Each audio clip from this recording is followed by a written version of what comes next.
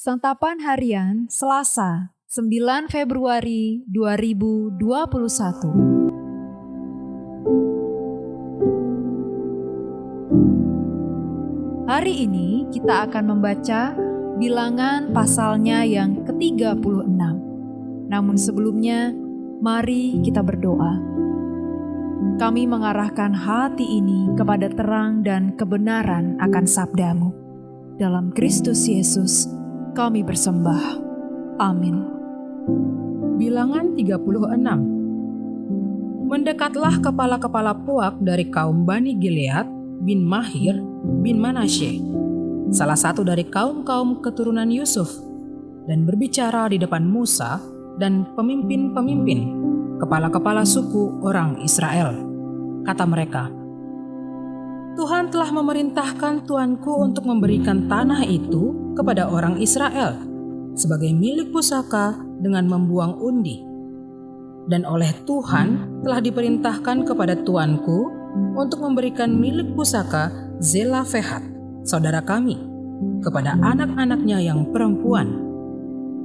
Tetapi seandainya mereka kawin dengan salah seorang anak laki-laki dari suku lain di antara orang Israel, maka milik pusaka perempuan itu akan dikurangkan dari milik pusaka bapa-bapa kami dan akan ditambahkan kepada milik pusaka suku yang akan dimasukinya.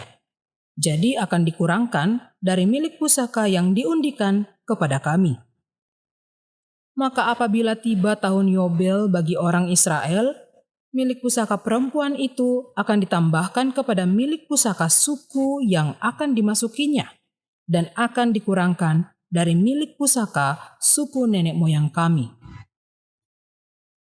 Lalu Musa memerintahkan kepada orang Israel sesuai dengan titah Tuhan. Perkataan suku keturunan Yusuf itu benar. Inilah firman yang diperintahkan Tuhan mengenai anak-anak perempuan Zelafehat, bunyinya, mereka boleh kawin dengan siapa saja yang suka kepada mereka, asal mereka kawin di lingkungan salah satu kaum dari suku ayah mereka. Sebab milik pusaka orang Israel tidak boleh beralih dari suku ke suku, tetapi orang Israel haruslah masing-masing memegang milik pusaka suku nenek moyangnya. Jadi setiap anak perempuan di antara suku-suku orang Israel yang telah mewarisi milik pusaka haruslah kawin dengan seorang dari salah satu kaum yang termasuk suku ayahnya, supaya setiap orang Israel mewarisi milik pusaka nenek moyangnya. Sebab milik pusaka itu tidak boleh beralih dari suku ke suku, tetapi suku-suku orang Israel haruslah masing-masing memegang milik pusakanya sendiri. Seperti yang diperintahkan Tuhan kepada Musa, demikianlah diperbuat anak-anak perempuan Zelafehat. Maka Mahla, Tirza, Hogla, Milka, dan Noa, anak-anak perempuan Zelafehat, kawin dengan anak-anak lelaki dari pihak saudara-saudara ayah mereka.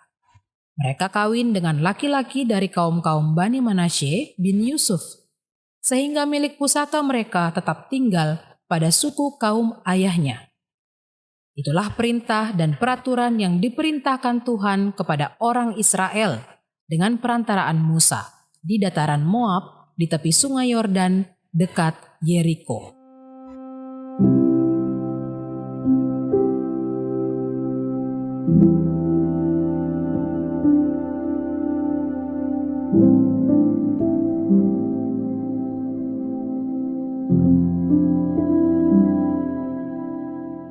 Sahabat Santapan Harian, Alkitab mencatat ada sikap yang unik dari salah satu suku bangsa Israel terkait dengan warisan pusaka dari bapa leluhur mereka. Persoalan tanah sudah dibahas sejak zaman dulu.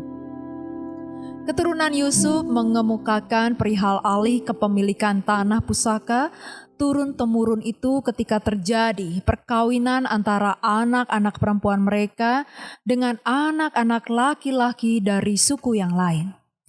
Keturunan Yusuf memperjuangkan hak-hak kaum keluarganya di hadapan Musa dan pemimpin-pemimpin Israel. Tanah pusaka bagi setiap suku bangsa Israel memiliki makna teologis. Tanah pusaka menunjukkan identitas mereka sebagai umat Tuhan. Mempertahankan tanah pusaka adalah bentuk ketaatan mereka dalam memegang perjanjian mereka sebagai umat Tuhan. Anak-anak perempuan Zelofehad sangat rentan kehilangan milik pusakanya jika mereka menikah dengan laki-laki di luar kaum kerabatnya. Karena itu mereka harus menikah dengan orang dari salah satu kaum yang termasuk suku ayahnya. Anak-anak perempuan Zelofehad kemudian kawin dengan laki-laki dari kaum Bani Manasye bin Yusuf, sehingga milik pusaka mereka tetap tinggal pada suku kaum ayahnya. Anak-anak Zelofehad bukan semata-mata berjuang mempertahankan tanah mereka. Mereka berjuang untuk taat kepada Tuhan. Perjuangan mereka tidak berbeda jauh dari perjuangan umat Tuhan masa kini. Sesuai dengan konteks kita saat ini, kita bisa memahami gereja sebagai warisan pusaka yang berfungsi menjaga identitas umat Tuhan di tengah dunia ini. Warisan pusaka gereja yang dimaksudkan adalah ibadah dan persekutuan. Seperti anak-anak Zelofehad, kita harus memperjuangkan identitas kita sebagai umat Tuhan. Ada banyak hal yang dapat membuat kita semakin mencintai ibadah dan persekutuan. Ada banyak kegiatan menyenangkan yang bisa kita lakukan ketika beribadah atau bersekutu dengan Tuhan. Kita perlu sadar bahwa menjaga warisan pusaka dapat dilakukan dengan mengembangkan kreativitas dan potensi diri. Mari kita berdoa.